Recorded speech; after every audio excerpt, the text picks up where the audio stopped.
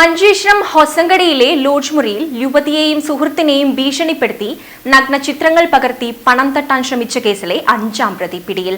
കുഞ്ചത്തൂർ സ്വദേശി PM അബൂബക്കറിനെയാണ് മംഗളൂരുവിൽ നിന്നും പ്രത്യേക അന്വേഷണ സംഘം അറസ്റ്റ് ചെയ്തത്.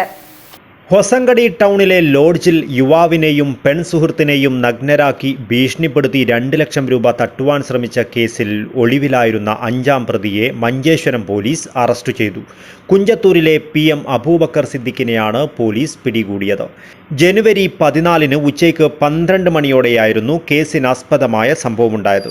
ഹൊസങ്കടി ടൗണിൽ പ്രവർത്തിക്കുന്ന ഗ്രാൻഡ് ലോഡ്ജിലെ 206 നമ്പർ മുറിയിലേക്ക് 1 മുതൽ 5 വരെയുള്ള പ്രതികൾ അതിക്രമിച്ചു കയറിയാണ് ഭീഷണിപ്പെടുത്തിയത്.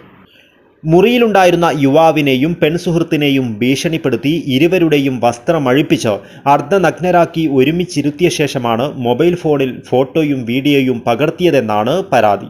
ദൃശ്യങ്ങൾ സമൂഹമാധ്യമങ്ങൾ വഴി പ്രചരിപ്പിക്കുമെന്ന് ഭീഷണിപ്പെടുത്തി 2 ലക്ഷം രൂപ ആവശ്യപ്പെട്ട പ്രതികൾ യുവാവിൽ നിന്നും 5000 രൂപയും മൊബൈൽ ഫോണും തട്ടിയെടുത്ത് കടന്നു കളഞ്ഞുവെന്നാണ് പരാതി. അറസ്റ്റിലായ അബൂബക്കർ സിദ്ദിഖ് മൾട്ടി മാർക്കറ്റിംഗ് സ്ഥാപനത്തിൽ ജോലി ചെയ്യുകയായിരുന്നു. സ്ഥാപനത്തിൽ ജോലി ചെയ്യുന്ന സ്ത്രീയുമായി ബിസിനസ് സംബന്ധമായ വിരോധമാണ് സംഭവത്തിന് പിന്നിലെന്നാണ് അന്വേഷണ സംഘം പറയുന്നത്. അന്വേഷണ സംഘത്തിൽ SI Vaishnav, assistant sub inspector Philip Thomas, Sandeep എന്നിവരും ഉണ്ടായിരുന്നു. Abdul Rahman Udyavar, news bureau, Manjeshwaram.